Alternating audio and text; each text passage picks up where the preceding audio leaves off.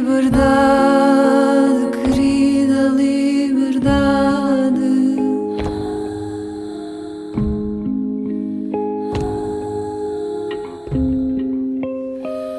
O nosso chão tem sonhos e vontade.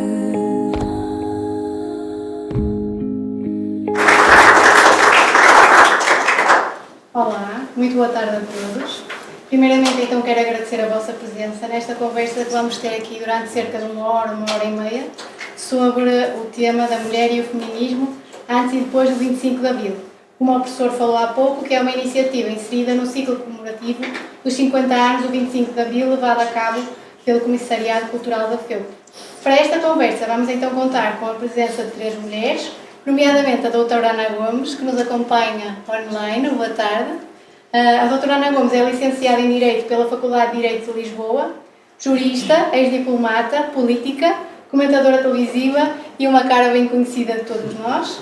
Teremos também a doutora Helena Ferro Oboia, que ainda não chegou, penso que está presa no trânsito, mas para minutos, que é licenciada em Comunicação Social, jornalista com uma vasta experiência em cenários de crise e de guerra, e com um percurso admirável por mais de 54 países, se não estou engano, por onde trabalhou. Também, por último, mas não menos importante, a mestra Ana Isabel Silva, licenciada em Bioquímica pela Faculdade de Ciências da Universidade do Porto e atual estudante de doutoramento do I3S e uma assumida ativista contra a precariedade. Permitam-me então às 3, neste caso às 2, dar-vos as boas-vindas à FEUP, cumprimentar-vos e agradecer a vossa participação nesta conversa. Se me permitem, tomei a liberdade de fazer algumas citações para refletirmos um bocadinho e que deixo como mote. Catarina Vasconcelos, cineasta homossexual, lembrou que até 1982 a homossexualidade era crime em Portugal. Joana Cabral, cientista, fez questão de não casar com o companheiro e pai dos seus filhos, o que não seria permitido antes do 25 de Abril. Inês Ferreira Leite, membro do Conselho Superior de Magistratura, carreira vedada às mulheres antes do 25 de Abril. Marta Bobichão Loja Neves, diplomata, carreira vedada às mulheres antes do 25 de Abril. E Gisela João disse que seria presa por atentado ao pudor se se apresentasse em palco, como habitualmente se apresenta, antes do 25 de Abril. Estes são alguns dos testemunhos do livro dos Filhos da Madrugada, que deixo, portanto, para a vossa reflexão. Sendo assim, acho que posso começar por conversar inicialmente com a doutora Ana Gomes e gostava de lhe perguntar. Sei que viveu cerca de 20 anos em ditadura e gostava de saber o que é que recorda do dia 25 de Abril, o que sentiu nesse dia e, sobretudo, como pensou que esse dia seria importante para nós mulheres, a partir daí, nos emanciparmos.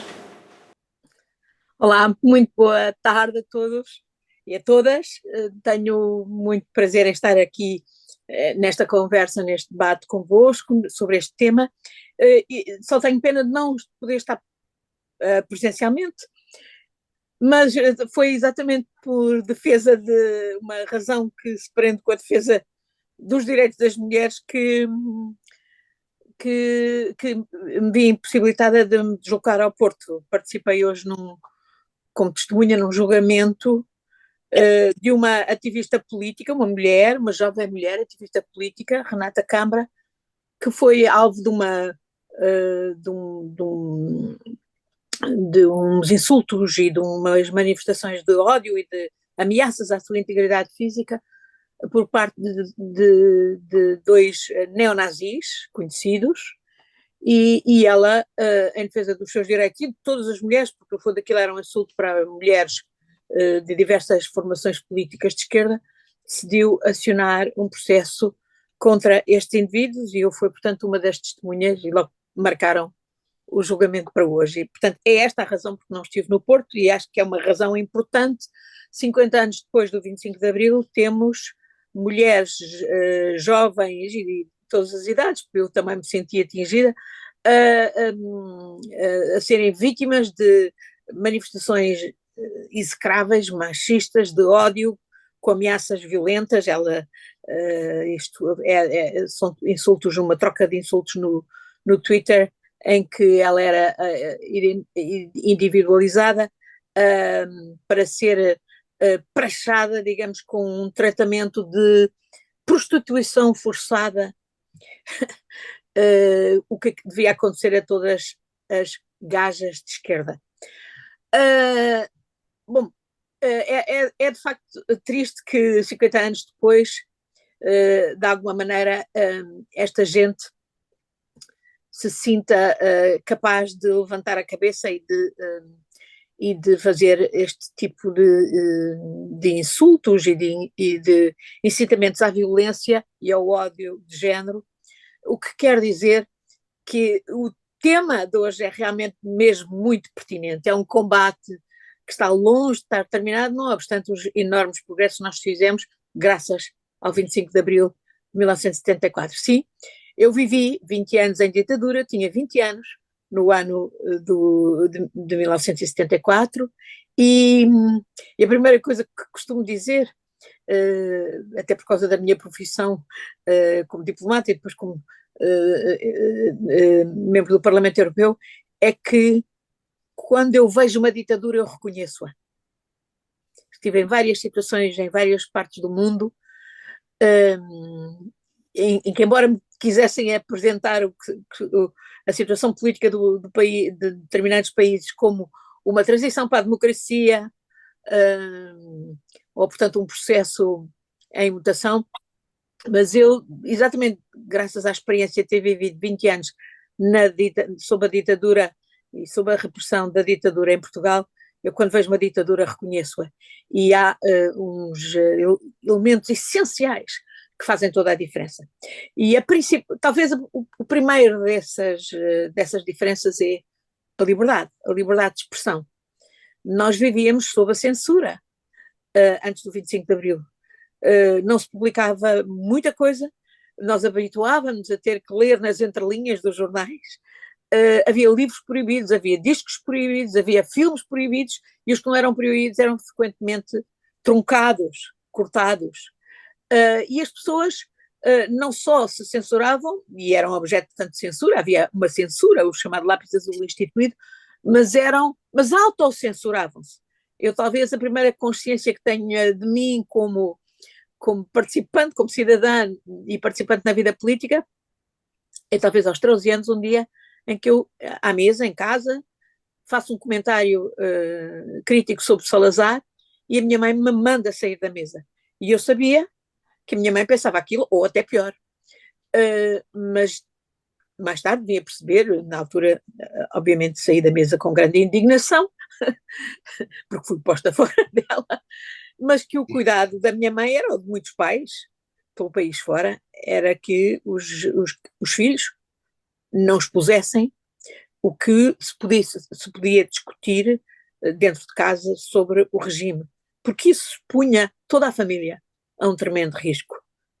Estamos a falar de um tempo em que havia muitos presos políticos e em que havia uma guerra colonial injusta que levava os jovens para a guerra, e à conta da guerra exatamente havia uma tremenda tensão na sociedade, e essa era, para mim, era o primeiro combate. Quando eu entrei na faculdade em 1972, a primeira coisa que eu quis foi ir à procura qual é o grupo mais radical que há aqui para mandar abaixo este regime sinistro, que designadamente nos leva os jovens para a guerra, para matar ou ser mortos ou para o exílio.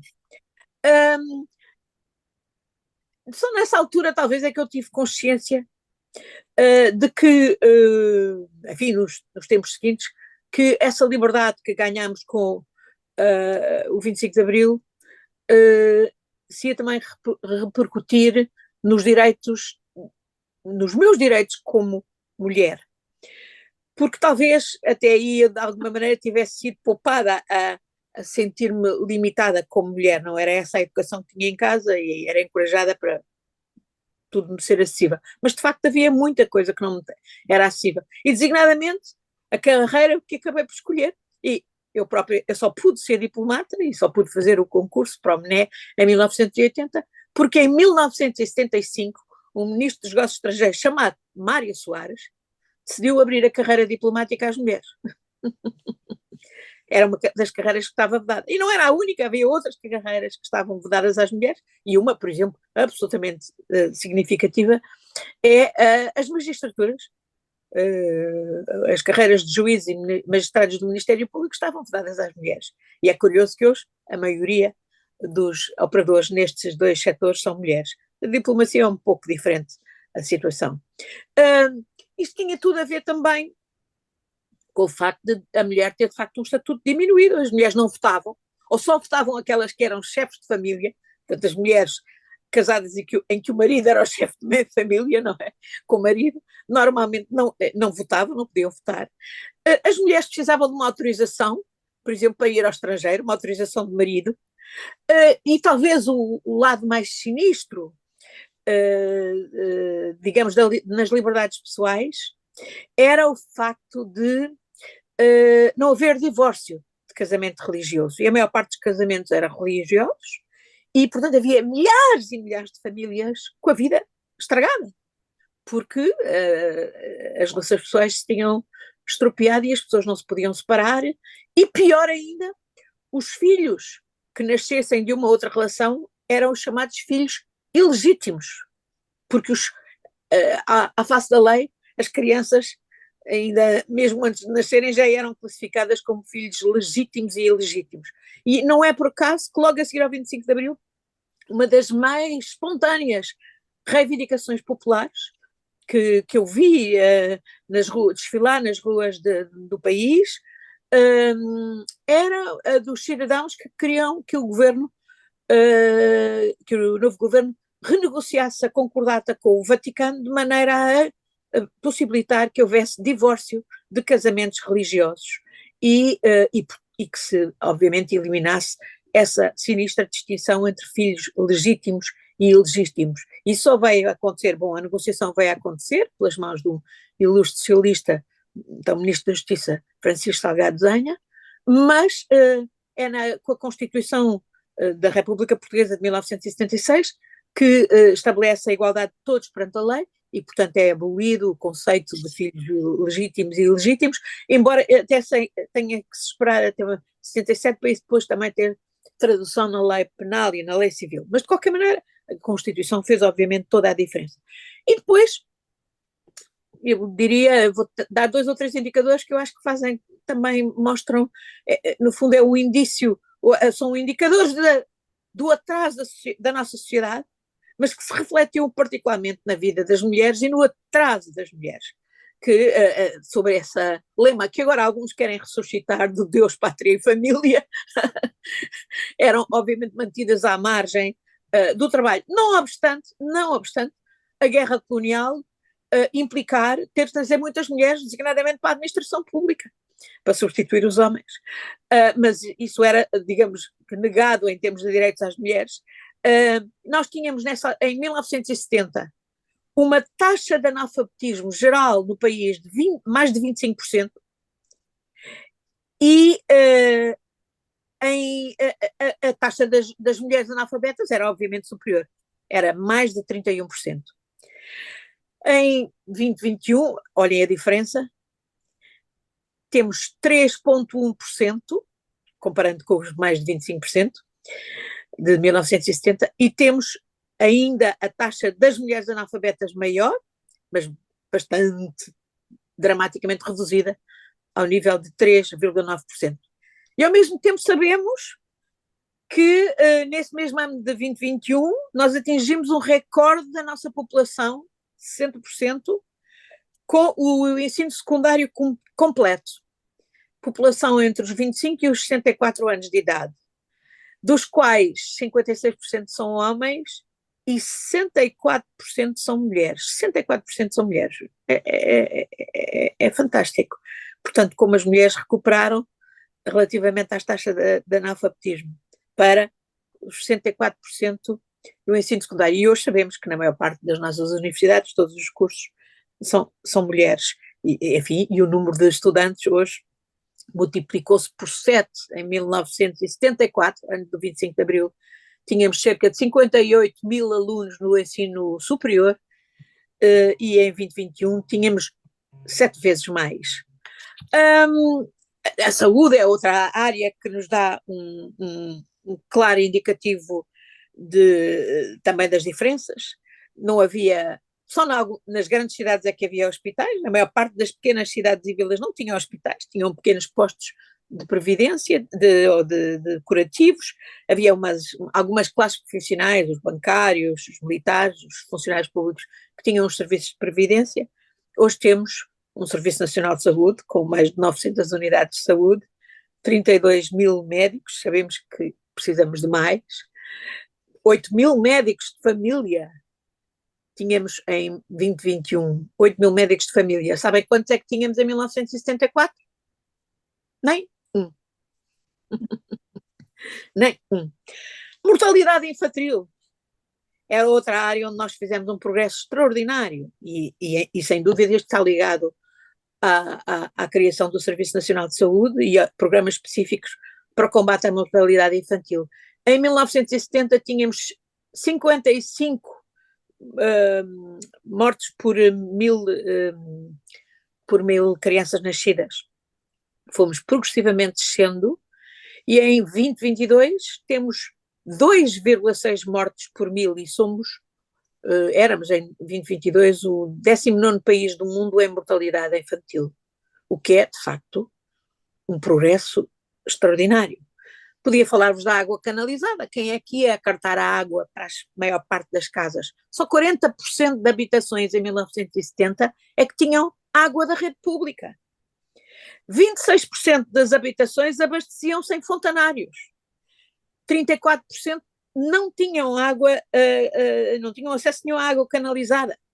E em 2020 temos 96% das habitações com acesso à rede pública e sabemos que em 98% dos municípios do nosso território é 100% seguro beber água da torneira. Eu penso que estes são indicadores que dizem muito da extraordinária evolução do nosso país e da extraordinária evolução que isto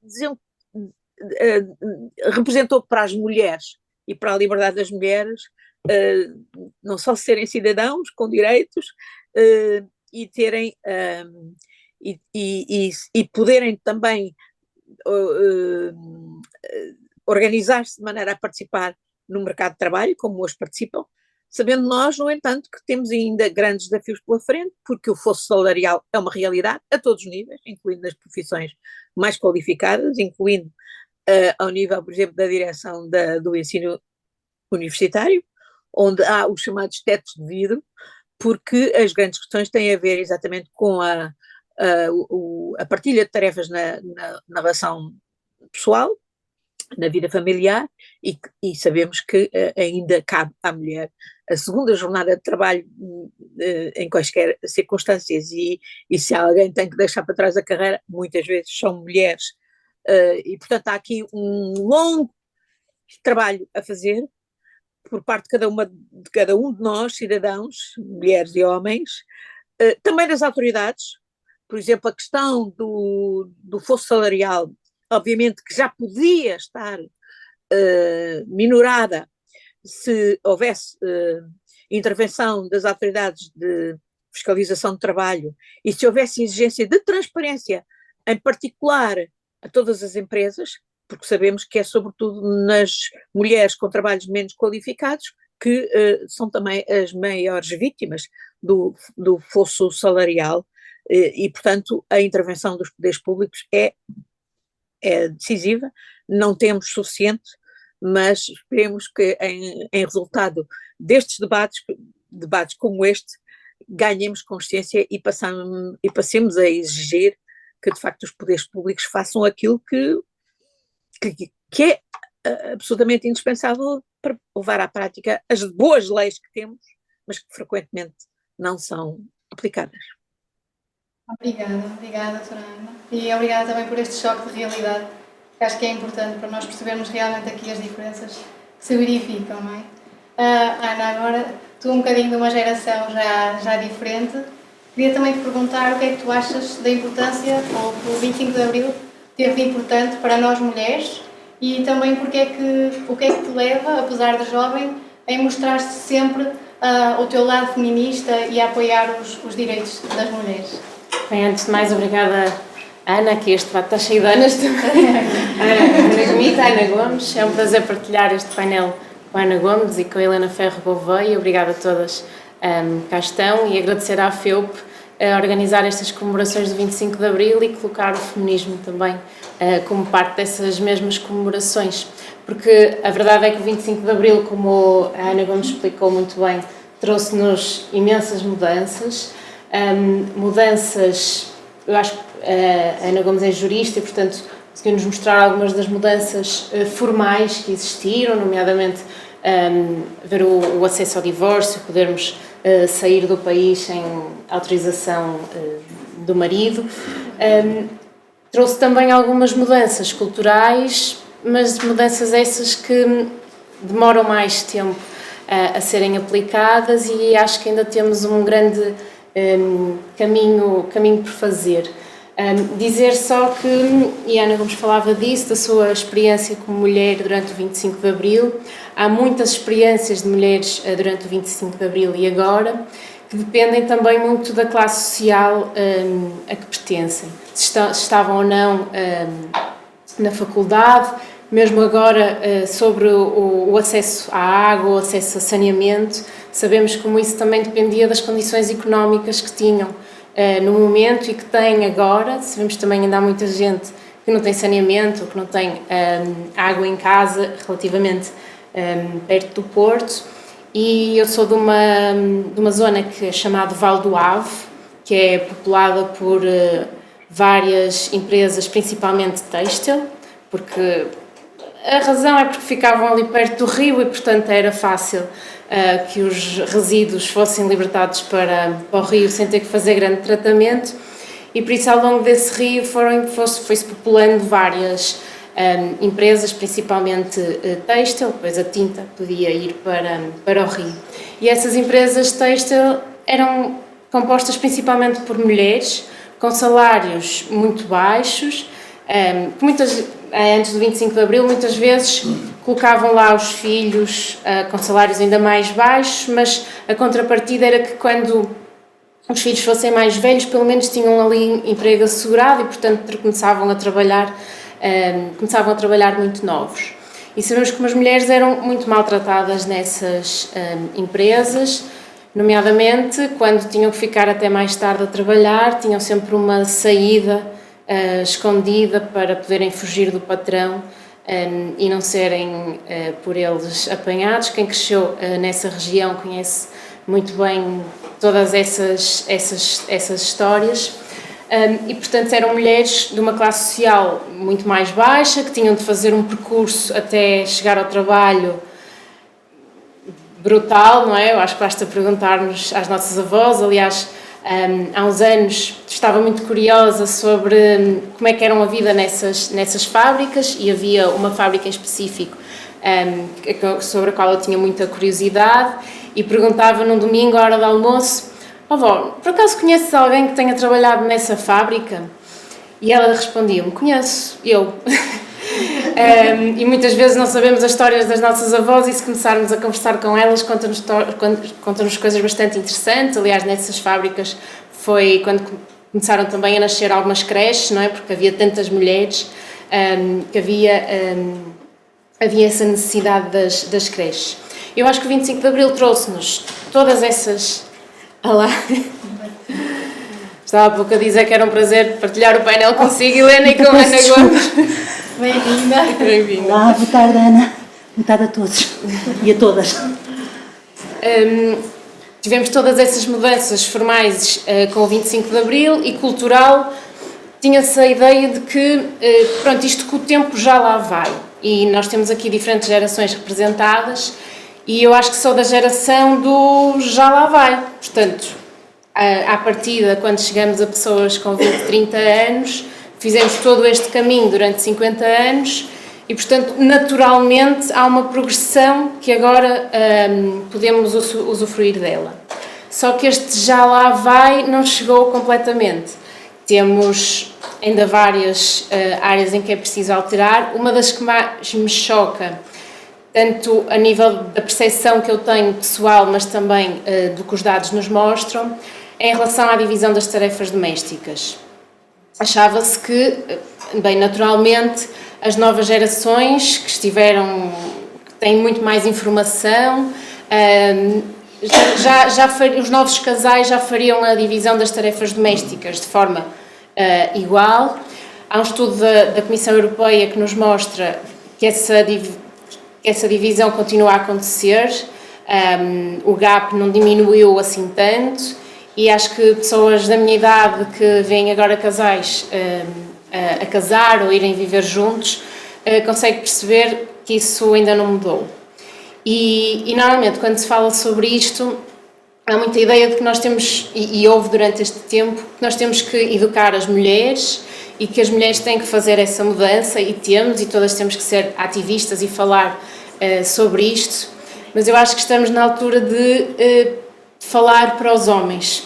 Os homens têm que fazer parte desta mudança, têm que eles próprios também falarem sobre isso e serem incluídos nesta mudança, porque o que nós vemos nos mais novos, nos mais jovens, são mulheres feministas, são mulheres que falam sobre isto e que querem a igualdade, mas pelo contrário vemos jovens e muito novos, 15, 16 anos, a ficarem cada vez mais conservadores, cada vez mais machistas, e portanto esta diferença é preocupante.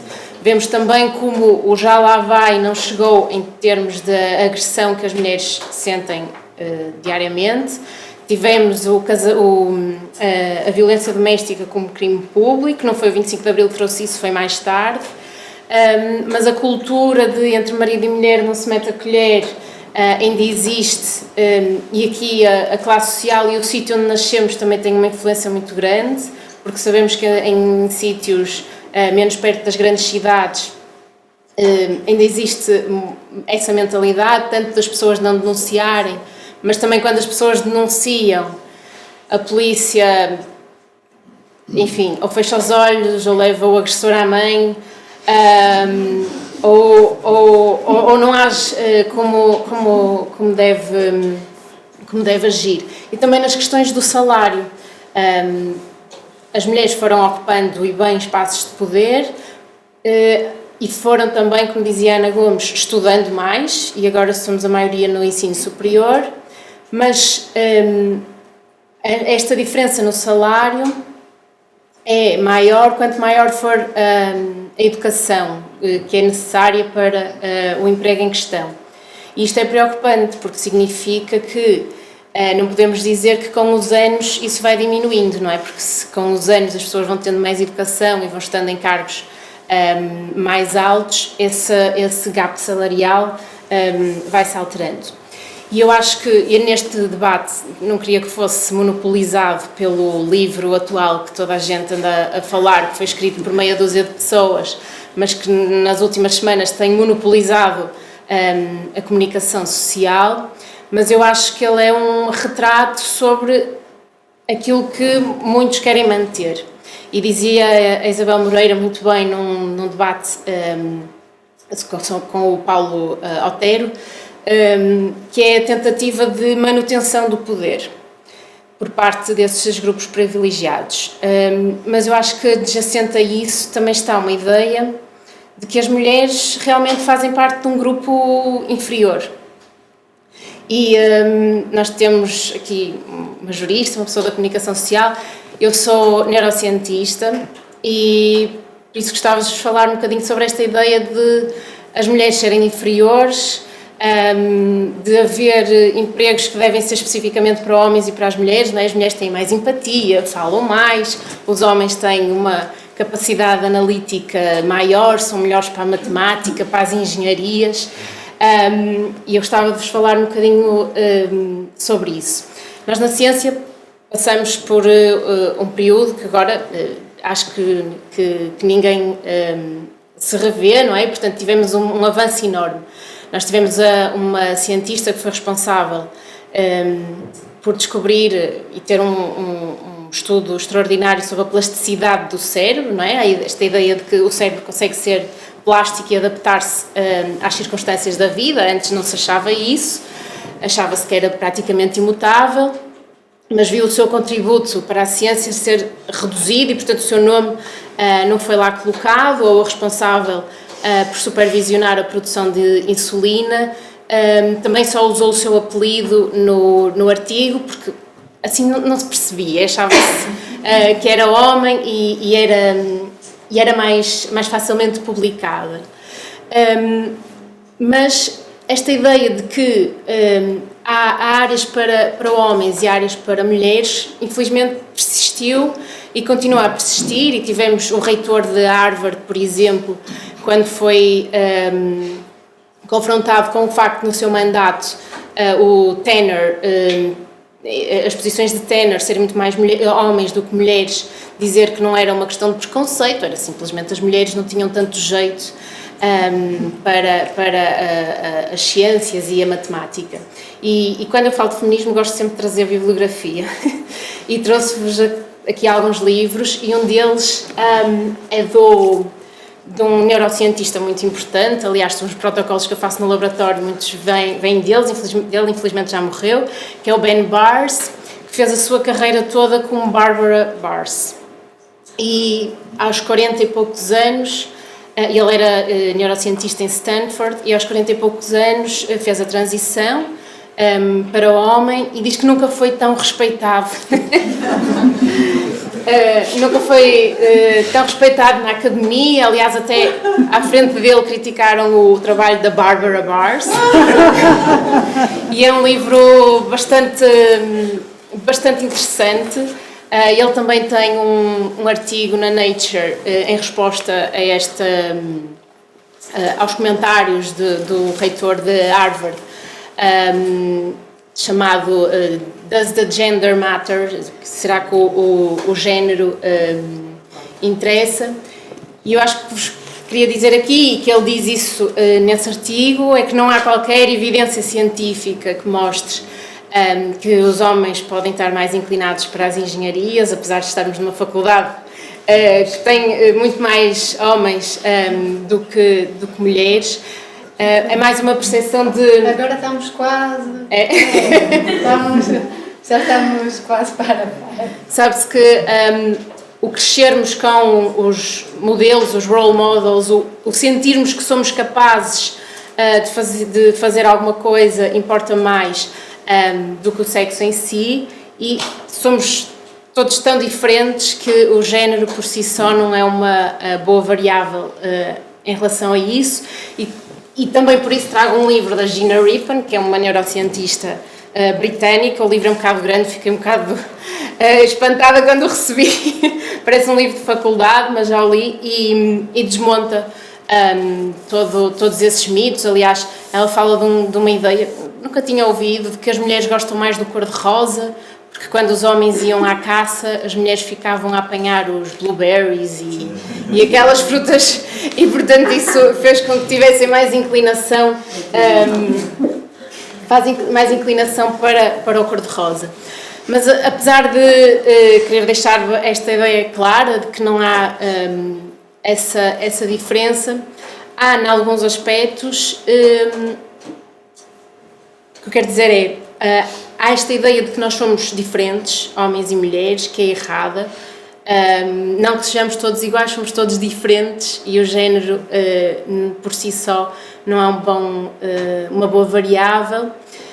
Mas, por outro lado, há esta ideia de o homem de 70 quilos, que é o padrão para toda a ciência que se faz, seja nas ciências biomédicas, seja até aqui na faculdade de engenharia, e até nos livros de anatomia, a mulher é sempre a variar, é um à parte, e portanto o homem de 70 quilos branco é sempre a nossa referência, e isso tem várias consequências, seja a nível das ciências biomédicas, onde as mulheres não entram nos estudos, seja pré-clínicos, seja clínicos, e isso tem consequências tanto no funcionamento, por exemplo, de medicamentos, como aquilo que nós estudamos mesmo, não é? Porque se não funcionar para os homens, retira-se completamente para a mulher e vice-versa. E também em muitas políticas públicas que nós fazemos. A minha área da neurociência é a adição, os consumos de drogas psicoestimulantes, e por isso já tive a oportunidade de visitar poucas, porque infelizmente temos poucos, salas de consumo assistido, e acho que é um exemplo de como políticas públicas têm respondido ao padrão do homem, que nós vemos bastantes homens a irem a estas salas de consumo assistido. É verdade que há mais homens a consumir, mas também é verdade que essas salas não estão preparadas para as vivências das mulheres. Por exemplo, não tem uma sala de espera que possa ser separada entre homens e mulheres, portanto, mulheres que sejam vítimas de violência doméstica, obviamente não vão para uma sala de consumo assistido onde o seu agressor lá está. As mulheres são, a maior parte das vezes, responsáveis por tomar conta dos filhos e temos salas de consumo assistido que não têm sequer isso em consideração e, portanto, sendo elas as principais cuidadoras, não têm onde colocar os filhos, e muitas vezes essas salas de consumo abrem ao fim do dia, que é exatamente quando elas vão buscar os filhos à escola. E por isso, para dizer que há várias esferas da nossa vida que, consciente ou inconscientemente, as mulheres não são tidas em conta, e acho que debates destes ajudam-nos a tomar consciência disso mesmo. Obrigada, Ana. Helena, bem-vinda. Muito obrigada. Vou então colocar-lhe a questão. No fundo, como traduz o 25 de Abril para nós mulheres? E também tive a oportunidade de ler um comentário seu que falava das companheiras na sombra, referindo-se à pouca importância dada à luta das mulheres pela liberdade. Disse, se pudesse nos falar um bocadinho sobre isto. Estava aqui a ouvir fascinada, porque muitos destes temas são temas que eu acompanho há muito tempo. Eu nasci, tinha 2 anos quando foi o 25 de Abril, mas fiz a fase toda de transição dos anos 80, que foram muito loucos para quem foi escolarizado naquela altura, e depois a consolidação dos direitos das mulheres, que estão longíssimo, aliás, como foi aqui apontado, longíssimo de estar consolidados ou de estar conseguidos. Podemos orgulhar das muitas conquistas que foram sendo feitas e estar sempre atentos aos retrocessos, porque eles andam aí, e não andam aí só em Portugal. Os Paulos Oteros andam por aí, e nós vemos nos Estados Unidos as discussões que estão a ser feitas. Vimos a questão do aborto, mas vimos que já estão a ser discutidos os anticoncepcionais, portanto eram coisas que eram dados adquiridos e que neste momento se estão a discutir retirar, portanto, a legalidade aos anticoncepcionais, e nós sabemos que a prazo isso chegará, portanto, a Portugal e chega à Europa, portanto temos aqui uma série de movimentos. Em relação ao 25 de Abril, é muito claro, há diferenças muito claras no normativo. As mulheres passaram a ter os mesmos direitos que os homens, passaram a ter acesso, provavelmente a Ana Gomes já vos falou disso, a profissões que antes lhes estavam vedadas, mas entre aquilo que é o normativo, que é a lei, de facto Portugal tem um quadro, portanto, jurídico muito avançado, dos mais avançados da Europa.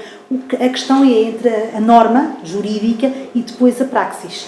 Porque a igualdade, se eu vos perguntar, qualquer uma pessoa desta sala, se são pelos direitos humanos, toda a gente levanta as mãos. E se eu vos perguntar se são a favor da igualdade, toda a gente levanta a mão. Mas depois como é que se põe isso na prática? Eu vou-vos dar um exemplo concreto. Eu fiz o meu mestrado em liderança feminina nas Forças Armadas e tive N choques na Academia Militar, esqueci de dizer essa questão.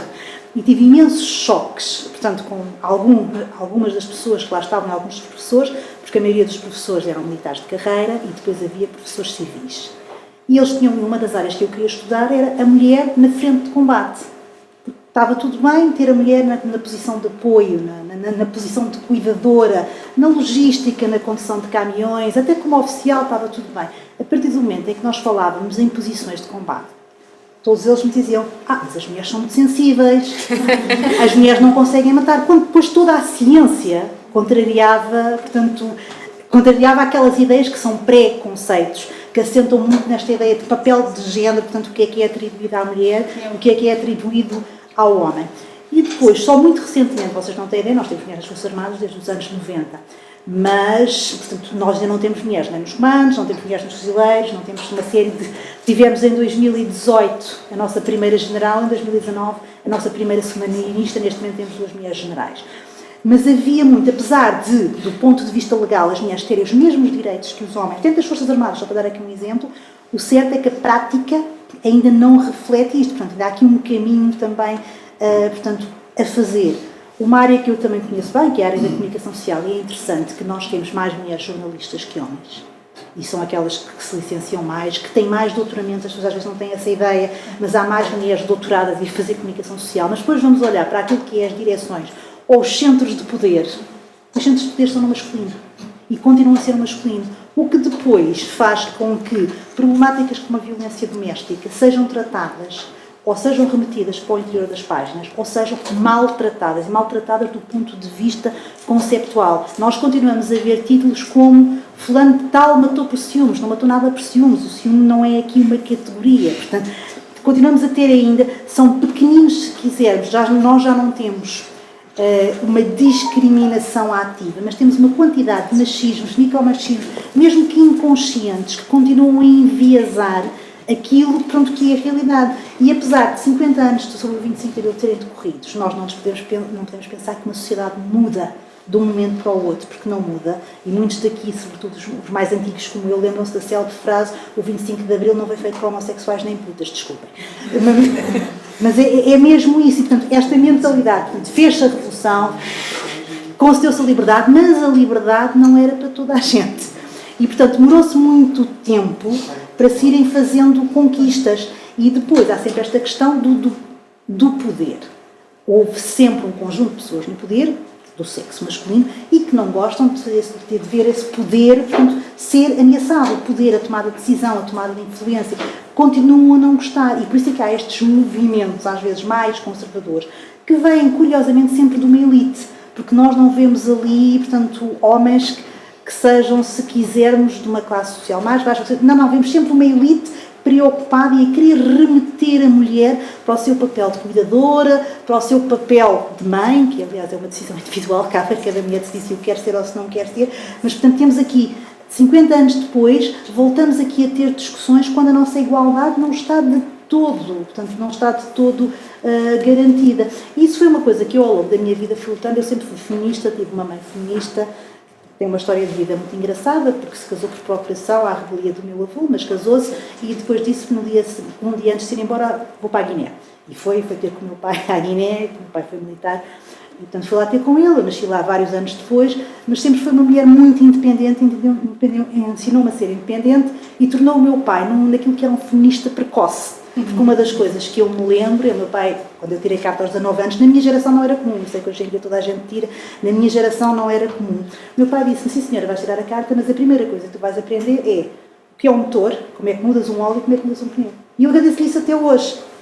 Porque foi aquela questão mas foi o trabalho da minha mãe, sempre nos bastidores, mas é um bocado a mulher, tirá-la daquele papel também que nós aceitámos, e a minha geração ainda aceitou muito isso, de a mulher tem que ser protegida, a mulher, pronto, tem menos capacidades, portanto tem que se remeter ali a um papel. Não, isso é uma das coisas que eu aprendi com o meu pai. E depois, na minha vida profissional, portanto, eu fui sempre uma mulher entre homens. Fui em cenários de guerra, quando fui tirar o curso de paraquedista, porque era a única que lá estava, e fiz o curso até ao fim, e caí esbardalhando, como se diz nos paraquedistas, e levantei-me e voltei a entrar na avionete e voltei a saltar. Portanto, fui fazendo um conjunto de conquistas que não seriam normais ou automáticas, mas eu continuo a notar isso. Por exemplo, eu tenho mais experiência de guerra, isto sem falsas modestas, qualquer um dos generais que comentam na televisão. No entanto, a minha palavra, e eu investigo o fenómeno da guerra há muito tempo, continua a ser sempre posta em causa quando eu tenho o conhecimento académico, dos estudos e de terreno, de qualquer um deles. E isto são as tais microdiscriminações que continuam a estar presentes. Acontece na neurociência, acontece numa conjunto de profissões, apesar de termos aqui, portanto, uma evolução, isto nós ainda não conseguimos ultrapassar. E eu concordo em absoluto que temos de trabalhar com os homens, temos de trabalhar com as mulheres, para deixar de aceitar como normal a dupla jornada doméstica, e nesse aspecto Portugal continua a ter um problema sério, porque quando nós olhamos para os dados europeus, as mulheres, além da sua profissão e de trabalhar, e isso é perfeitamente, hoje em dia é perfeitamente aceito, chegam a casa e elas próprias se autoimpõem que sabem fazer melhor as lides domésticas, que sabem estender melhor a roupa, que sabem melhor arrumar a roupa nas gavetas. Às vezes isso também é uma questão que é autoprescrita. Mas temos que trabalhar esta questão das duplas jornadas. Temos que trabalhar ao nível das lideranças, porque nós temos, de facto, ao nível das lideranças intermédias, já temos um número considerável de mulheres. Mas depois, quando se passa para o C-level, para o nível dos CEOs, para o nível dos decisores, temos pouquíssimas mulheres. E continuamos a ter um fenómeno, que não é exclusivo português, mas que é para a mesma posição e para as mesmas competências, e por vezes para competências superiores, as mulheres ganham entre 14% a 23% menos que os homens. E isto ainda não mudou. Porque as mulheres, quando vão discutir a questão salarial, ainda têm aquela vergonha, eu vou falar de dinheiro. Enquanto nós vemos os homens, e eu sentei-me em 2 conselhos de administração, portanto, era onde era a única mulher, portanto, sei muito bem como é que os homens são neste tipo de reuniões. Vemos os homens completamente assertivos, completamente seguros, mesmo sem fazer o maior disparate do mundo. E as mulheres ainda não aprenderam também, e, portanto, acho que isto é uma coisa que também tem que mudar, e depois é envolver os homens e perceber as vantagens que os homens têm também em completar aquilo que é a igualdade. Dar aos homens as oportunidades, já que pensam a ser feitas, de partilhar, por exemplo, a licença de maternidade, que é um disparate, a licença parental. Portanto, dar aos homens o tempo para estar com os filhos. Não esperar que sejam eles a pessoa que alimenta a casa. Isso coloca também nos ombros dos homens uma pressão enorme. Que é um disparate. Se a mulher ganha mais que o homem, porquê que não há de ser o homem a cuidar da casa, a cuidar dos filhos, ou a abdicar parcialmente da sua carreira? Porque, e às vezes tem mais apetência para isso, portanto há muita coisa aqui a trabalhar. E eu desmontar esta ideia, e isso, portanto, depois já me calo, a ideia que o feminismo é uma coisa muito errada, ou que é um nome feio, ou que é algo pejorativo. Não é. O feminismo não é nada mais, nada menos do que pugnar pela igualdade de oportunidades em circunstâncias iguais.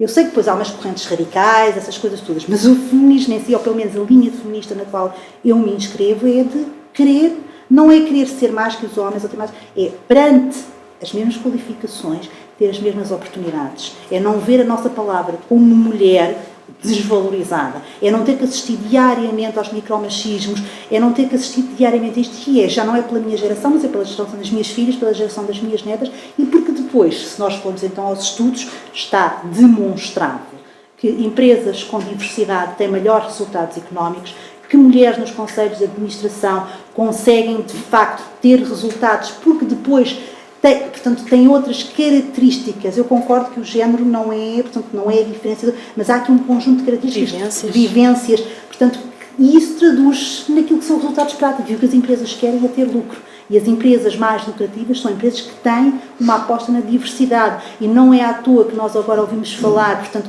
num conjunto de medidas que estão a ser implementadas por N multinacionais.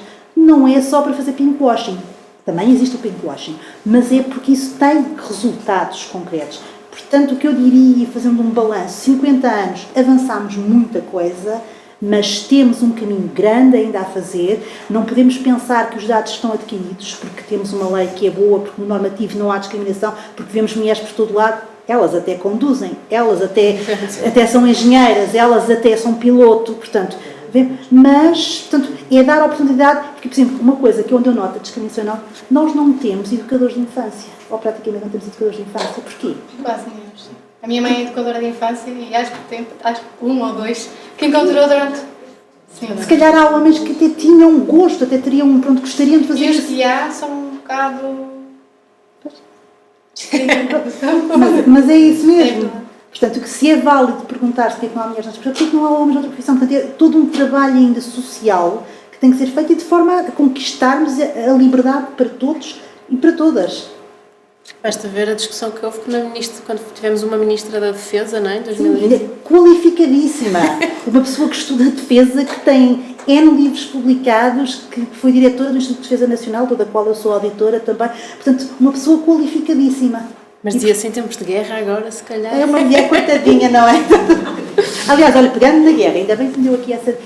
Nós tivemos nesta guerra, sobre pegar da Ucrânia, um conjunto de mulheres absolutamente extraordinárias e decisivas, começando pelo Presidente da Comissão Europeia, pela Kaja Kallas, por um conjunto, pela Sanna Marin, um conjunto de mulheres, de jovens líderes, que foram absolutamente extraordinárias e, portanto, não se acanharam, até tiveram os discursos mais aguerridos, se quisermos, e, portanto, mostraram capacidades de liderança que surpreenderam muitos homens. Mas essa ideia de que as mulheres não podem ir à guerra, não sabem nada de guerra, isso ainda continua muito, muito presente. Obrigada. Agora também gostava de perguntar mais à Ana e à Helena, no papel que desempenham enquanto comentadoras televisivas e que vos exige um pouco uma exposição mais mediática, o que é que vocês sentem enquanto mulheres nesse papel? E também, dada a vossa experiência internacional, Como é que acham que Portugal está em relação às mulheres face a outros países, para ficarmos com uma ideia?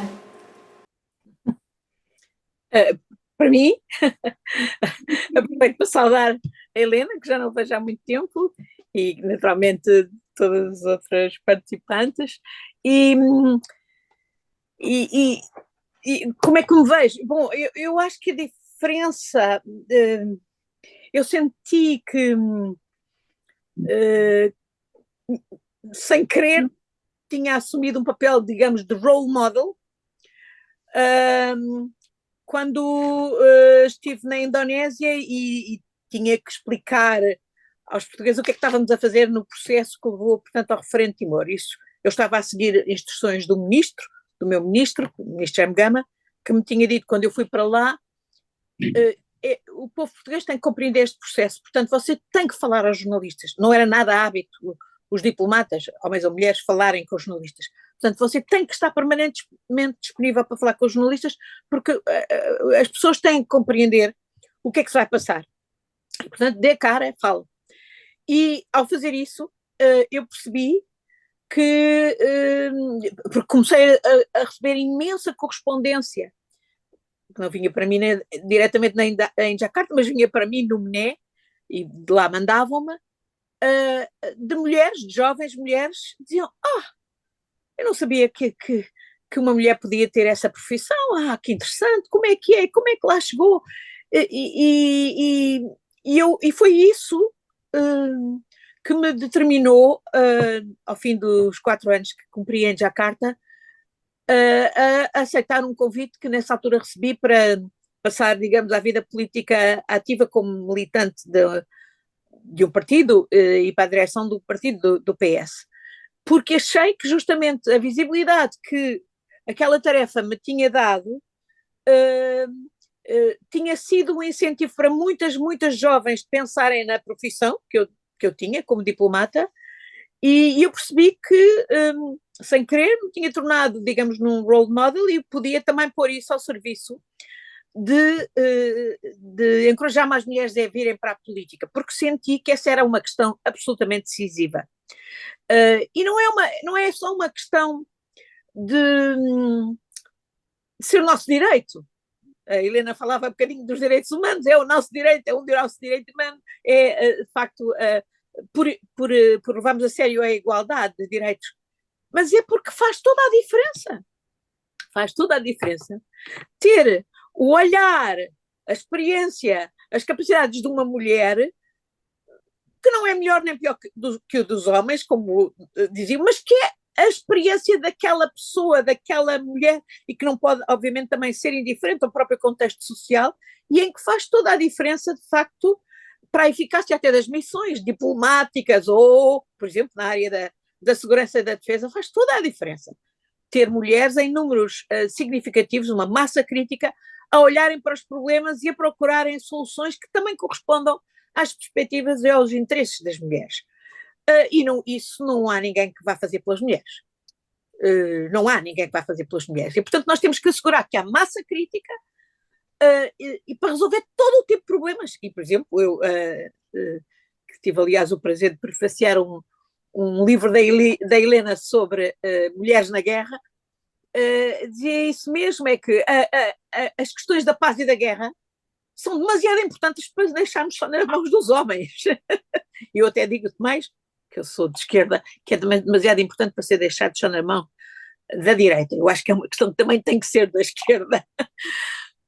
E sem dúvida todo o tempo que eu trabalhei nas áreas da diplomacia e da política internacional, da segurança e da defesa no Parlamento Europeu, mais me convenceram de que isto é uma questão absolutamente vital nas nossas sociedades.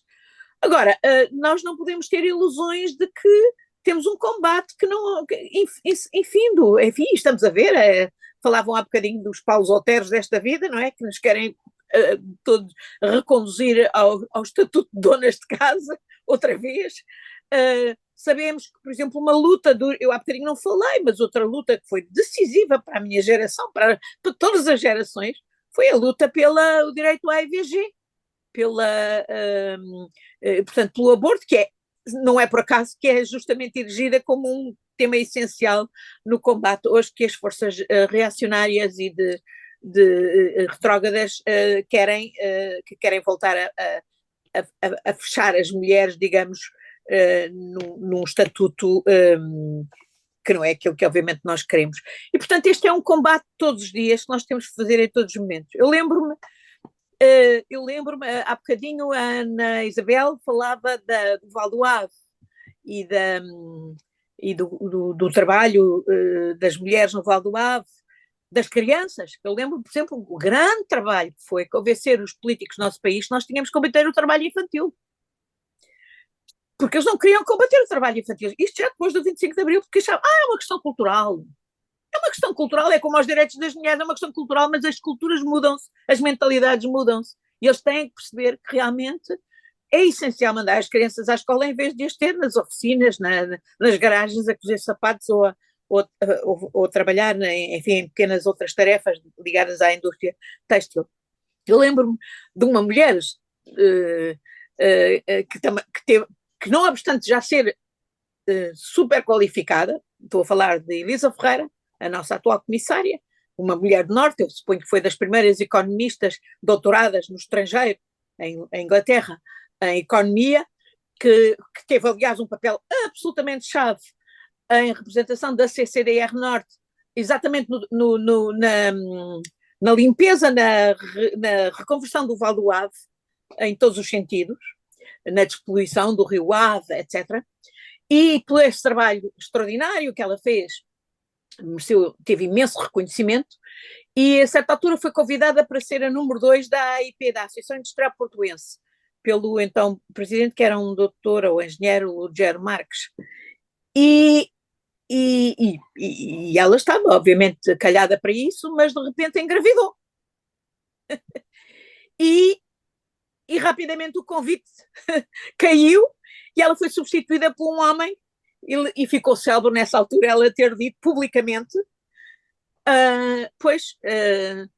fui substituída por um engenheiro Couto Santos, que não só era homem do PSD e sobretudo não engravida.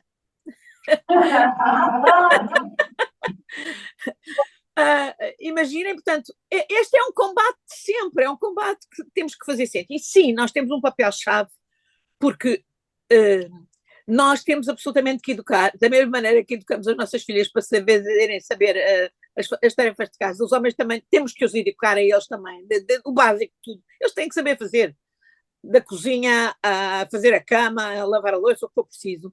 Porque se eles não sabem, não estão habilitados exatamente para partilhar as tarefas, e depois não é depois na vida familiar deles, nos casamentos, que eles vão aprender.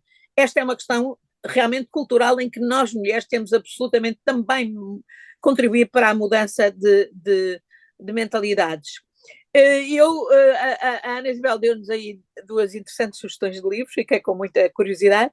Eu vou-vos dar uma sugestão de um filme que eu vi é de 2016, mas que absolutamente merece ser visto, se calhar viram, que é um filme chamado Hidden Figures. Figuras e números, não é? Sobre 3 mulheres matemáticas extraordinárias, a Catherine Gobble Johnson, a Dorothy Vaughan e Mary Jackson, que foram essenciais para na NASA para a chegada à Lua e para os cálculos matemáticos da trajetória da Lua, etc., para conseguir pôr um homem na Lua. Ora, estas 3 mulheres, não só eram mulheres, o que já a partir das punha em situação de discriminação, como sabemos, mas eram negras. E, portanto, eram duplamente discriminadas por serem mulheres e negras. E o filme vale imenso a pena ver, porque é extraordinária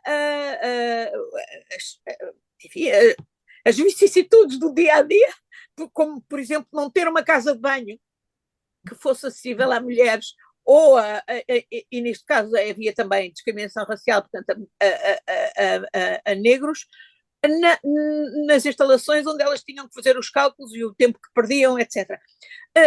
Portanto, este é um combate de todo o tempo.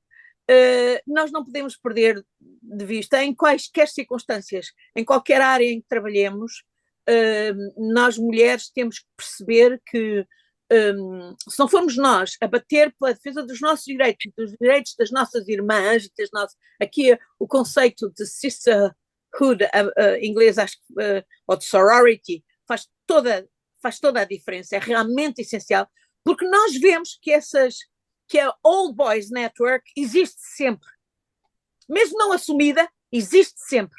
E, portanto, nós temos que nos organizar e criar as girl networks para exatamente penetrarmos, vencermos os preconceitos, disseminarmos uma nova mentalidade que efetivamente torne claro que as capacidades das mulheres são imperdíveis, não podemos mais desperdiçar os seus talentos, incluindo naquelas áreas como a da segurança e da defesa, que teve tanto tempo vedada às mulheres, e onde até pela evolução das tecnologias, é tal história, era o que dizia a Ana Isabel, os cérebros de homens ou mulheres são tão bons uns como os outros e têm as suas valências e apetências e não depende do género e, portanto, nós não podemos desperdiçar as capacidades e, portanto, eu diria que hoje no dia-a-dia, se eu tivesse, digamos que, identificar uma prioridade, até do ponto de vista não político, obviamente continuo com a preocupação do cumprimento das cotas e das cotas da paridade, digamos, de uma paridade em todo o tipo de órgãos de poder económico, órgãos de poder político, órgãos de poder, por exemplo, na academia. Essa questão, para mim, é absolutamente vital.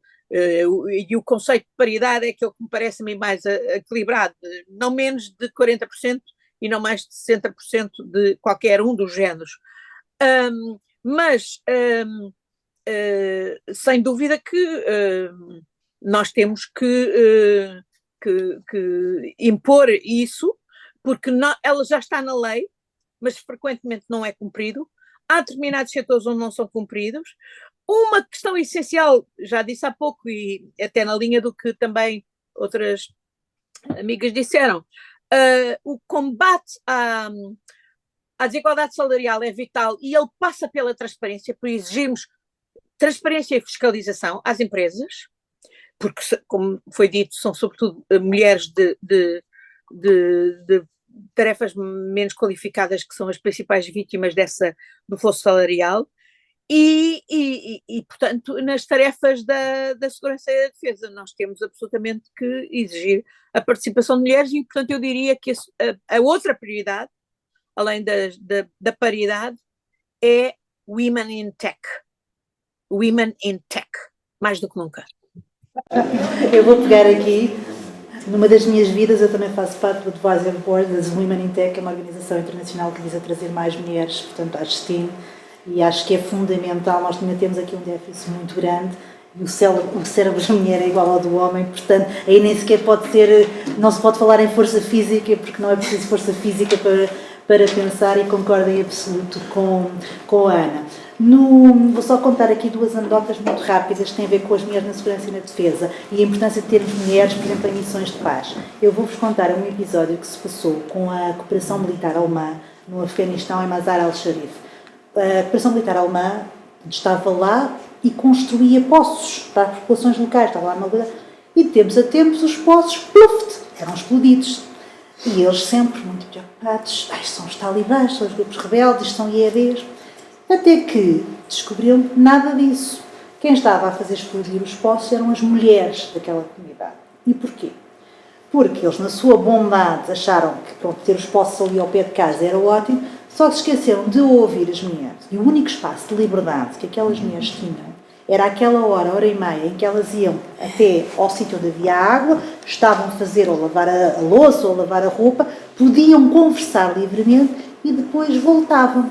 Isto foi descoberto naturalmente por uma mulher, porque foi conversar com as mulheres e, portanto, percebeu-se. Portanto, a importância, aliás, existe desde o ano 2000, e não vos vou amassar com esta técnica, uma resolução que é a Resolução 1325, que é Mulheres, Paz e, portanto, e Segurança, onde se pede que haja mais mulheres nas missões de manutenção da paz, porque têm resultados concretos no produto operacional, ou, portanto, naquilo que é o decorrer das operações.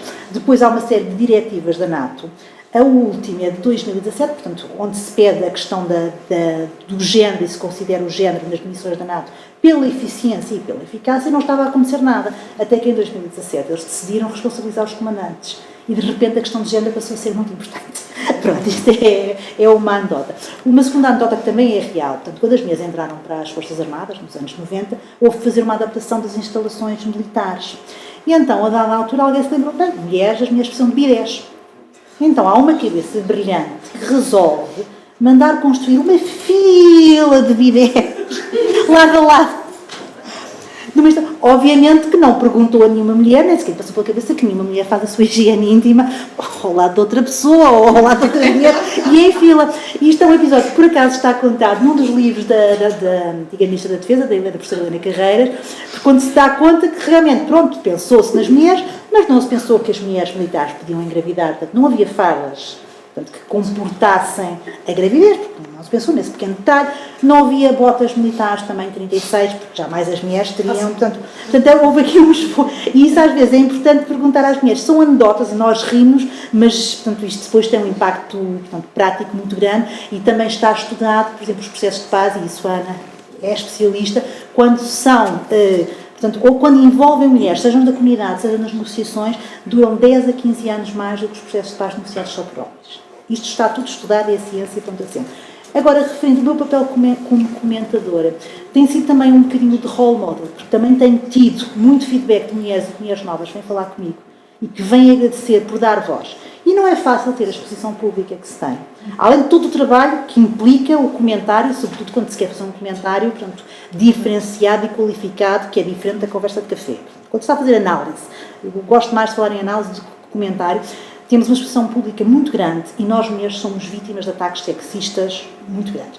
Porque somos novas, porque somos velhas, porque somos magras, porque somos gordas, porque vestimos de azul, porque vestimos de amarelo, sempre. Depois, além de porem normalmente em causa ou de questionarem aquilo que nós sabemos ou de tentarem paternalizar, isso está presente, mas cabe-nos a nós sermos assertivas e acho que esse é um trabalho também de aprendizagem que as mulheres têm que fazer e a não permitir a interrupção e ser firme naquilo que estão a fazer e tem permitido, sobretudo nas áreas que eu trabalho, que são lá está as de segurança e defesa ou as questões de terrorismo, portanto que não são áreas muito comuns para mulheres e onde não havia muitas mulheres a falar, tem sido importante, porque nós temos muitas mulheres, muitas académicas, muitas mulheres bem formadas no sentido, portanto, académico da questão, e temos muitas mulheres militares. Eu tenho tido a oportunidade, também faço parte de uma organização com a Ana, que é Mulheres, portanto, na Segurança e Defesa Internacional, e muitas mulheres militares que não podem falar por inerência de funções, porque não se podem pronunciar, depois vêm conversar comigo. E tem sido uma coisa muito interessante também, e acho que temos de ter esse papel, lá está, a representatividade importa. As mulheres darem uma outra perspectiva, uma outra visão, importa. Mesmo que digam disparates. Se o disparate é admitido ao homem sem competência, é admitido ao homem, deixem-nos dizer disparates, deixem-nos serem competentes. Portanto, isso também é igualdade. Mas acho que sim, aliás, foi uma luta que eu fui fazendo ao longo dos anos, foi chatear os diretores editoriais, e eu consigo ser muito chata, dizer, nós precisamos de mais mulheres. Nós precisamos de mais mulheres. E isso foi uma coisa que se conseguiu e até se tem conseguido nestas duas guerras. Nós temos muito mais mulheres no comentariado, apesar de, por vezes, haver painéis, portanto, manelos, que são painéis só de homens, men on panels. Portanto, temos muitos manelos ainda, mas as coisas têm estado, portanto, a evoluir num sentido positivo.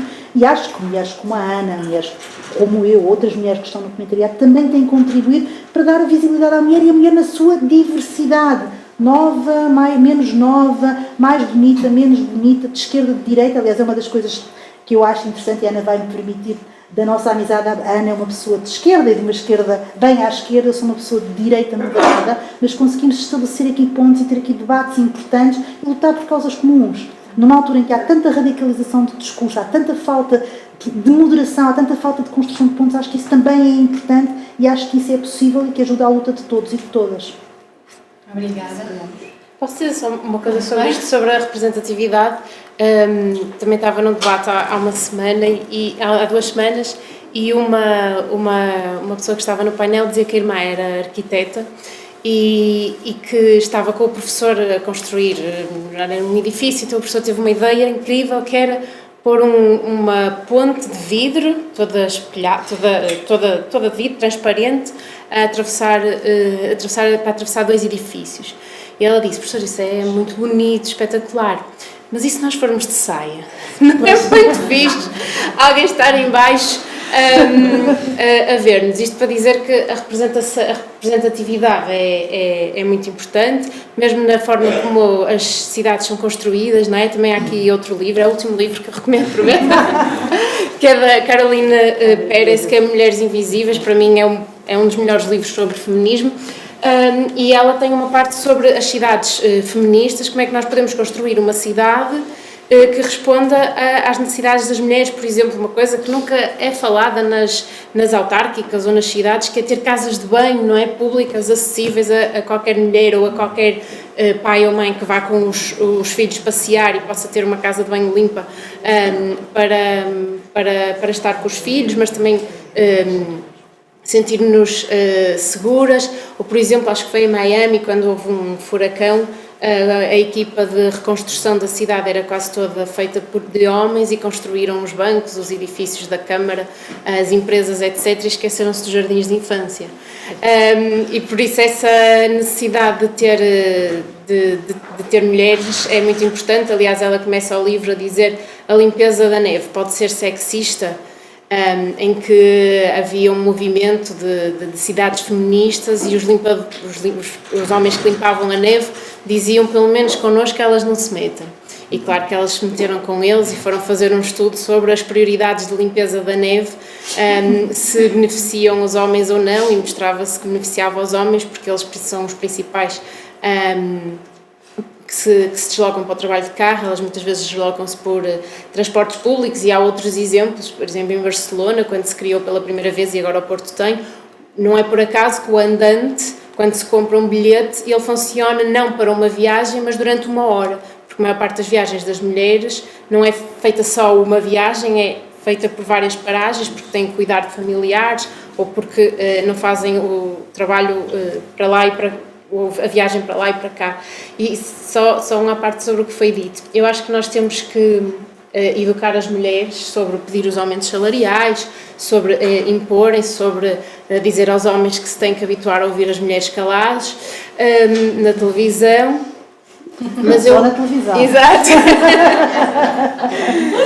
Mas eu acho que não devemos pôr este peso só do lado das mulheres, porque eu acho que há uma tentativa de ensinar as mulheres a comportarem-se como os homens se comportam tipicamente, em vez de tentarmos ensinar os homens a comportarem-se de outra forma. E aliás, tem havido esta tentativa de pôr as mulheres em áreas profissionais, por exemplo, na tecnologia, que se ganha melhor do que noutras áreas, mas também é importante nós valorizarmos e conseguirmos trazer os homens para empregos de cuidado, não é?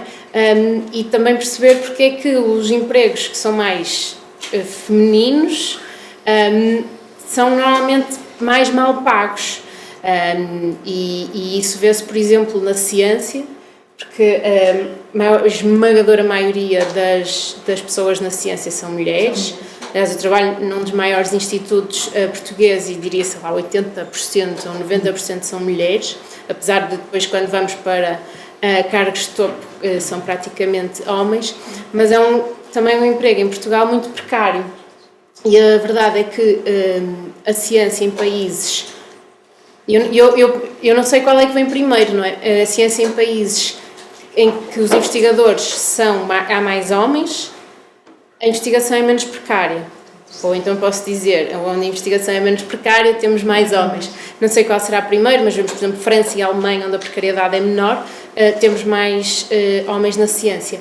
Mas mesmo em Portugal, com uma esmagadora maioria de mulheres na ciência, chegamos a cargos de direção como diretores de centros de investigação, são maioritariamente homens, reitores, temos muito poucas reitoras ainda, e mesmo líderes de grupo também são menos mulheres em proporção, porque apesar de termos muitas mulheres na base, à medida que vamos subindo, progredindo na carreira, vamos tendo mais homens, e eu acho que isso tem várias razões.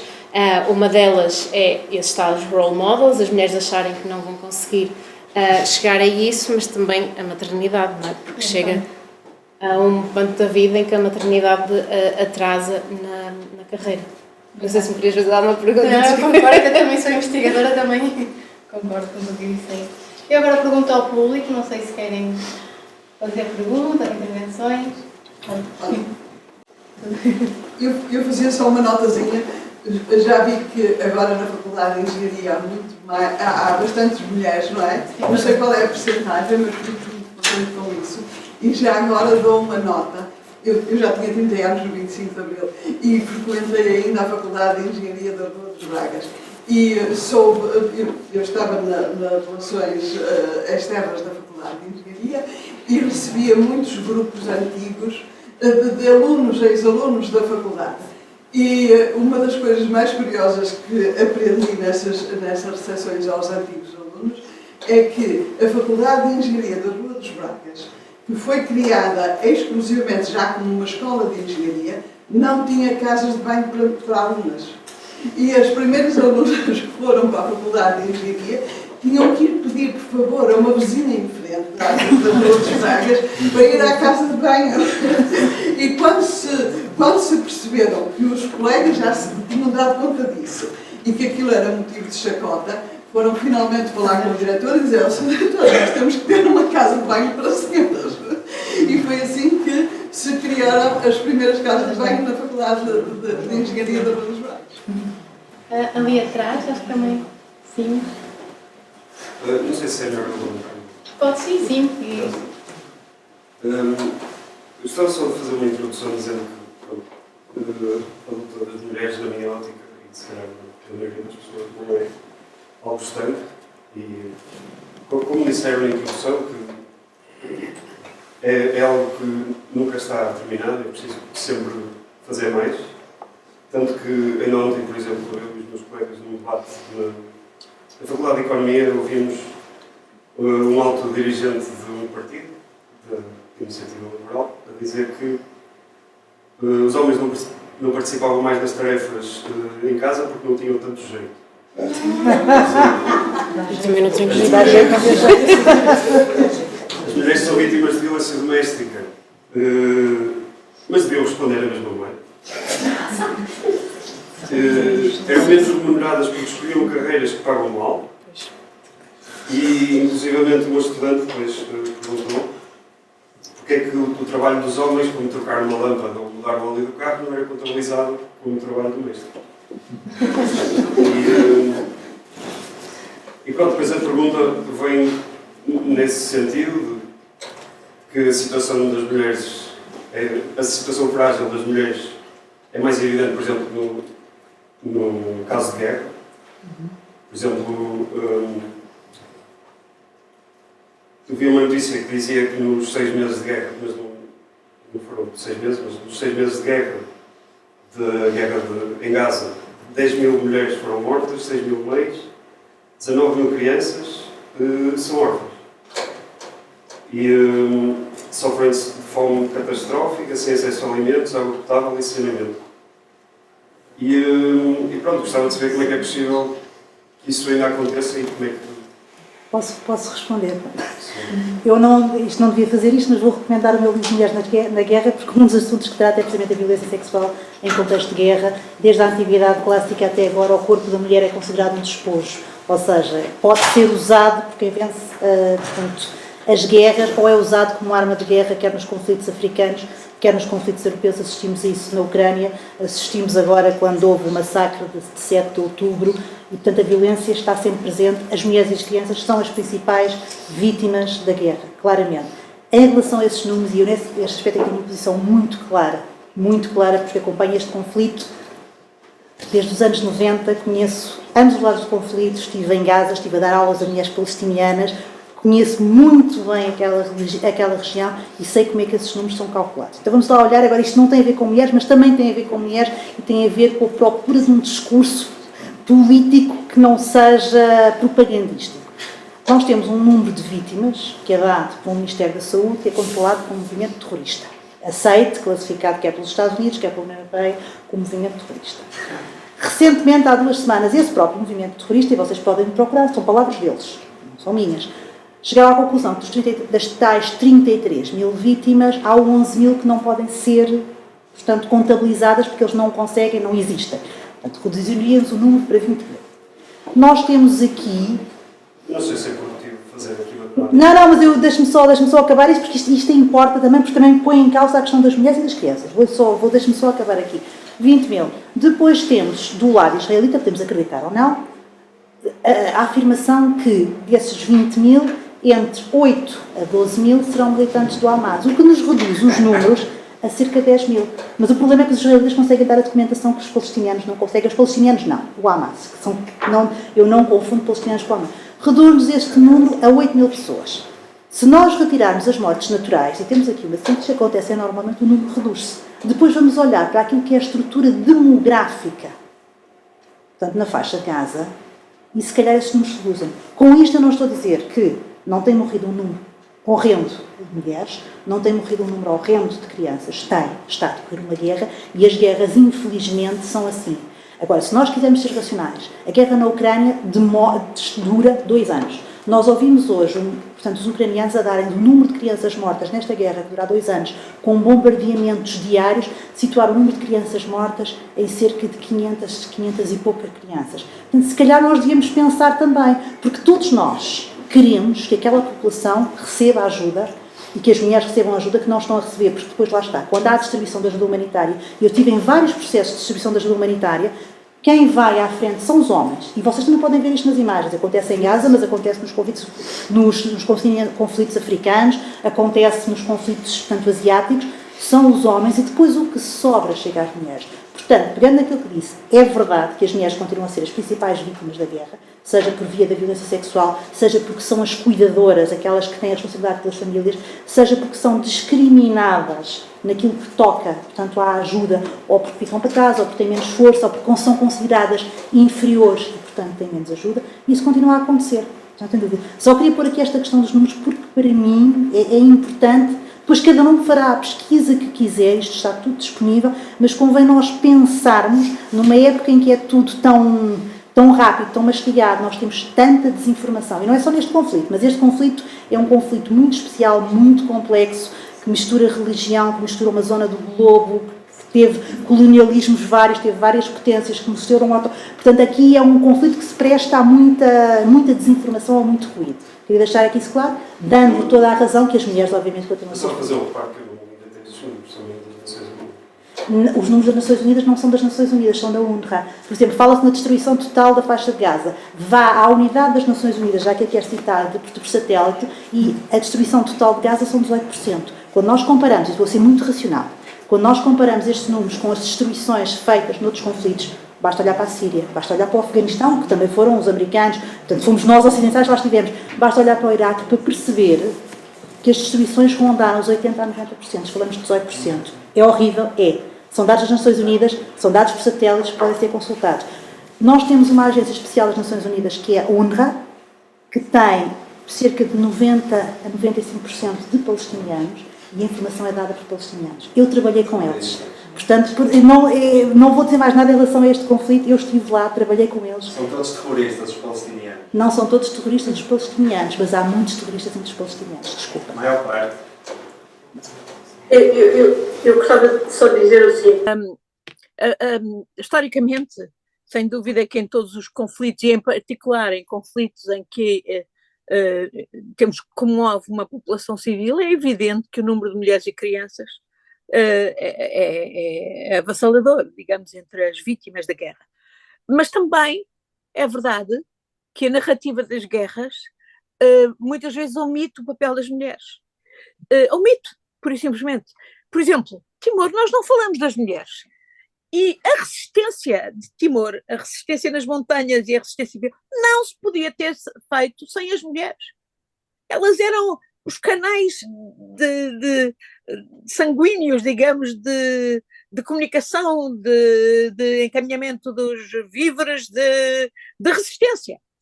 E, no entanto, ninguém fala, ou pouco se fala das mulheres na resistência timorense. E quem diz este conflito diz qualquer outro. E é por isso que realmente é essencial mudarmos a narrativa, termos mulheres na resolução de conflitos, nas missões de paz, nas missões diplomáticas envolvidas. Há uma resolução do Conselho de Segurança das Nações Unidas do ano 2000, a resolução 1325, que exatamente diz isso e diz que é crucial para para a solução duradoura dos conflitos que elas envolvam as mulheres locais e outras mulheres, digamos, como mediadoras, etc. E, portanto, preparemos também as mulheres para as tarefas da paz e da guerra, em todas as implicações. E daí que eu diga, eu mais do que nunca eu quero ver mulheres como atores, não só vítimas, que sei que são vítimas de guerra, mas mulheres como atores da construção da paz ou da construção das guerras, ou digamos das guerras que são justas e que se têm que fazer, como é sem dúvida o caso da guerra na Ucrânia. Estava com a mão. Eu agradeço as intervenções, nomeadamente na área da defesa e segurança, porque eu estava muito fora, de facto, das questões que puseram. E como falaram aqui na questão dos educadores de infância, isto continua a ser uma minoria, os que vão para os cursos de educação, e queria dizer historicamente a luta que foi quando, na publicação dos Estatutos dos Jardins de Infância, em 1979, e na Lei de Bases do Sistema Educativo do Ensino Não Superior, em 86, as discussões que eu tive que assistir porque queriam pôr educadoras de infância. Agora, isto é muito curioso, porque nós lutamos, quer dizer, há uma corrente que luta pela genderização gramatical. A questão para mim, não vou dizer que não, senão alguém aqui me vai matar, mas quer dizer, o que eu queria dizer é, temos que estar também do lado das minorias e desconstruir também o conceito de, como disse a Ana Isabel, que não é uma variável única, deve ser de um género ou outro. Mas eu lembro-me que tive ainda, fui formadora no magistério e fui formadora depois nas ESES e nas universidades quando começaram os cursos de educadores de infância. E foi uma luta muito grande. E tive que dar muito apoio aos 2 únicos alunos que se inscreveram no curso, que estiveram a assistir e que foram, com todo respeito por todo tipo de géneros, porque isto é perigoso, este discurso, porque é uma minoria que tem que se desconstruir, não só em termos de género, que é, se quer ir para a educadora é porque é homossexual. Portanto, isto em 86, em 79, e aí eu disse, se de facto há lutas feministas em relação ao género masculino e feminino na língua portuguesa, neste caso fica mesmo educadores, porque são uma minoria. Como mulher, eu fui um bocado criticada por mulheres. Mas quer dizer que, no fundo, a nossa ação tem que estar sempre a ver onde é que pode desconstruir. Seja género feminino ou masculino. É histórico isto, de facto, continua a ser um preconceito, mas foi muito curiosa esta discussão, foi divertida e parece uma coisinha de nada. Mas quanto mais minoria mais desconstrução tem que haver. E desconstrução tem que começar pelo próprio feminismo. Plenamente de acordo.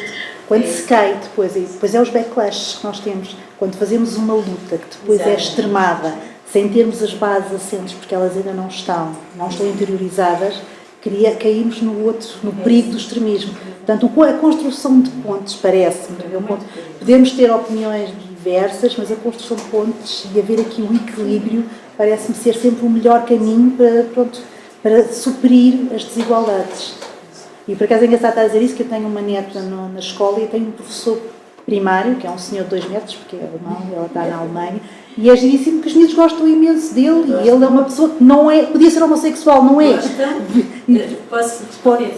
Gostam precisamente porque o masculino faz falta nas escolas, em tudo. Sim. Mas, ou seja, no caso da educação pré-escolar, como já estão muito com as mães, estão muito pouco tempo com a figura masculina e, portanto, haver uma cota para educadoras de infância, entre aspas, porque a questão das cotas também não me agrada muito, porque há mulheres machistas e, portanto, é outra questão.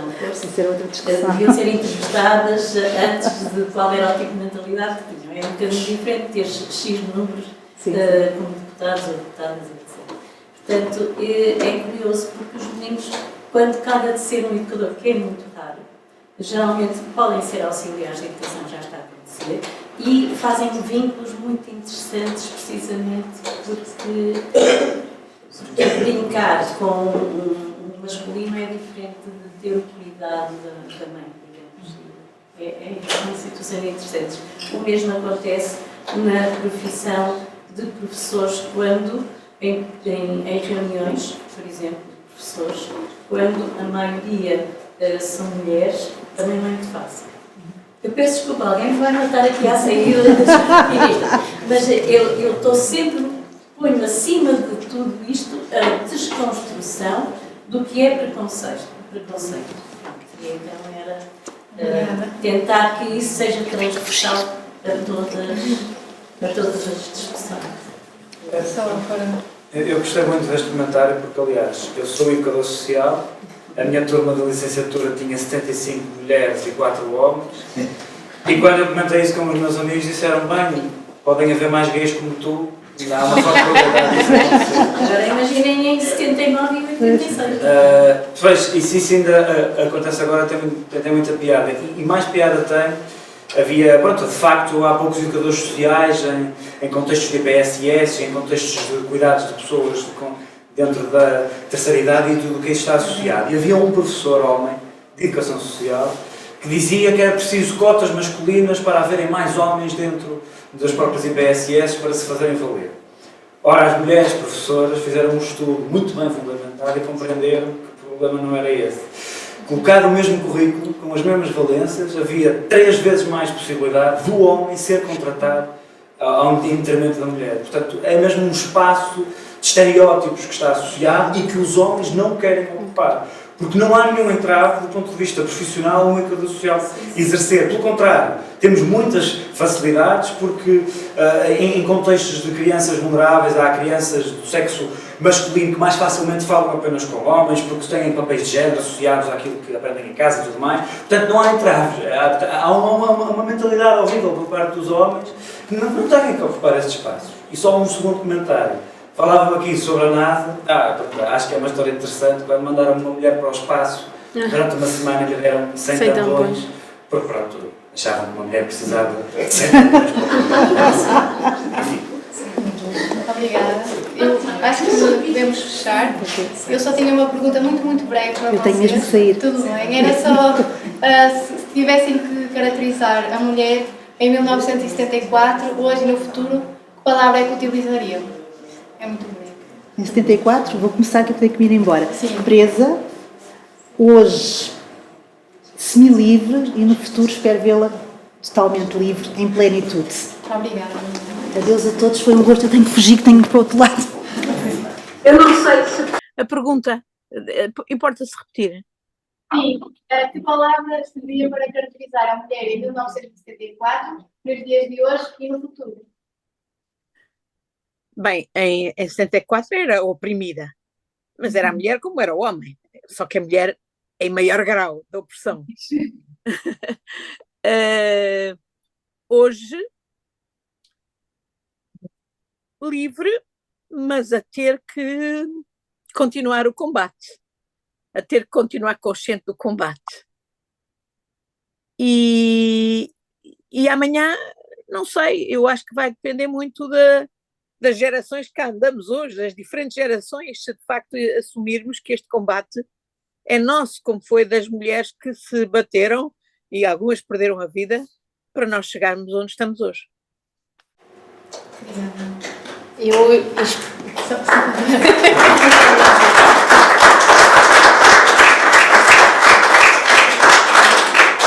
Eu se calhar inspirava-me no livro da Caroline Paris e diria que em 74 Invisíveis, atualmente semi-invisíveis e também isso muito dependente da sua classe social, e no futuro esperemos que sejam visíveis e iguais.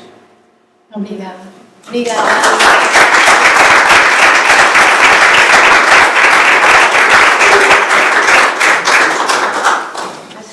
Dou por terminado, espero que tenham gostado e que Obrigada. Obrigada, Ana. Muito obrigada. Liberdade, querida liberdade.